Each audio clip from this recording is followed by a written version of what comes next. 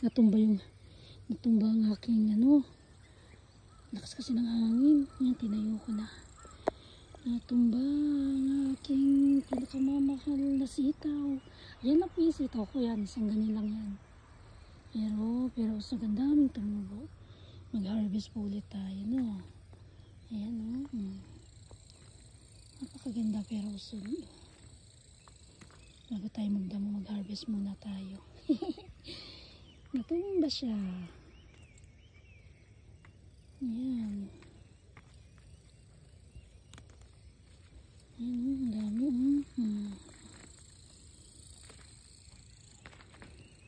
Ayan po.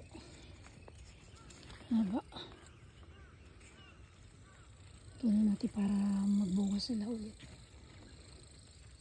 Ayan.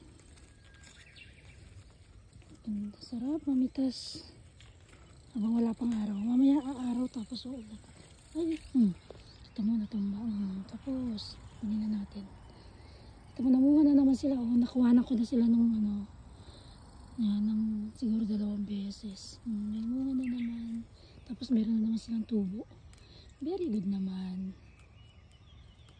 Very good. Ano natin para mamunga ulit hanggang next month. Ay, naputol lang. Garay, baksak talaga siya dito sa ano, dito sa pakuhan. Buti na lang yung pinakapunla ng pakuhan, hindi ko inalis yung ano, takip. At least na-save. Ayan po. Umano na sila. Ayan. Ito rin na, pag isa ilalim, mga mapuputi. Kasi ano, hindi ka siguro ganong nag-straighten. Hindi sila ganong tawag dito. Umuunat. Dumaano sila sa lupa. Ayan. Ay, nahulog. Dami na naman tayong nakuha. Ayan. Nahulog.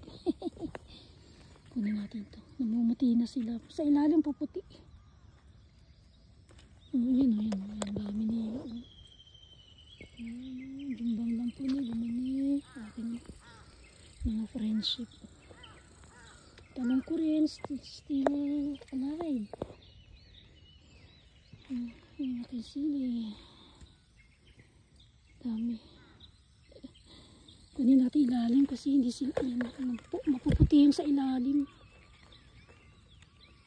Hindi katulad yung sa taas, green na green talaga sila.